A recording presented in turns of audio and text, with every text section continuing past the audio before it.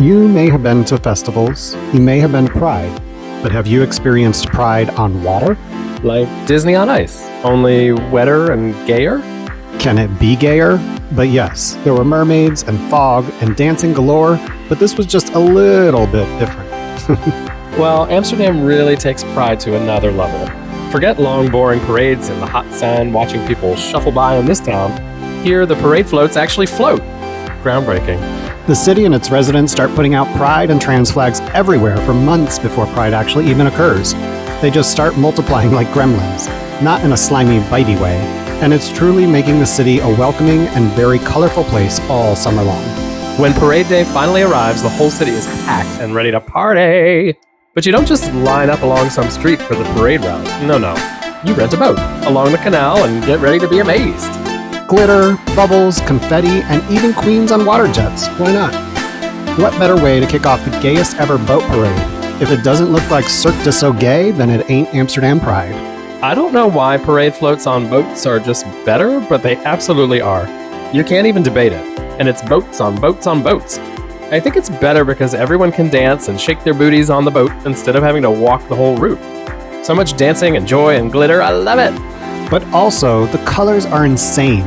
There are pink floats, all white floats, blues and purples, all orange, which hardly anybody looks good in, but it is the royal color of the Netherlands, so orange and pink, giant pink hearts, giant green palm trees, lots of giant things like hearts and tulips, and cannons even. Rainbows galore, rainbow hearts, rainbow balloons, and even wacky waving inflatable arm flailing rainbow tube men. It's like Willy Wonka teamed up with RuPaul on a barge. I would have given anything to be the mermaid on that one float. Always a bridesmaid, never a bride. Or is it always a man and never a merman? Either way, I think I need a glitter tail now.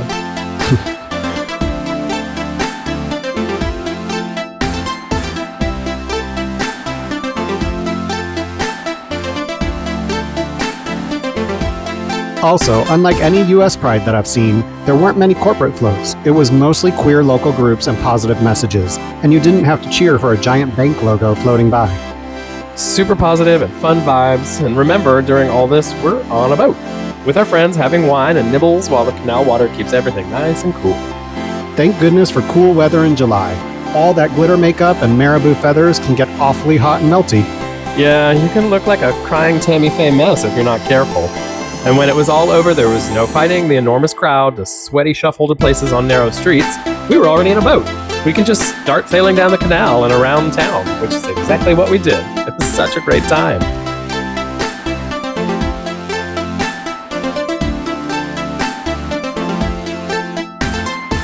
You almost became a part of the parade at that point, and you got the best view of all the parade goers and supporters. Everyone was waving to us like we were somebody. I definitely felt the most welcomed and part of Pride of anywhere I've ever been. So proud to call Amsterdam home after this. It might have ruined other Prides for us. And as if the parade and drinking wasn't enough, we may have gone for drinks and dinner right after while the city was still one huge party. Nothing says post-Pride like booze, carbs, and sweaty glitter. Cheers! Amsterdam, you nailed it. 10 out of 10 will float again. As always, like, comment, And subscribe. and we'll see you next time. Totsies!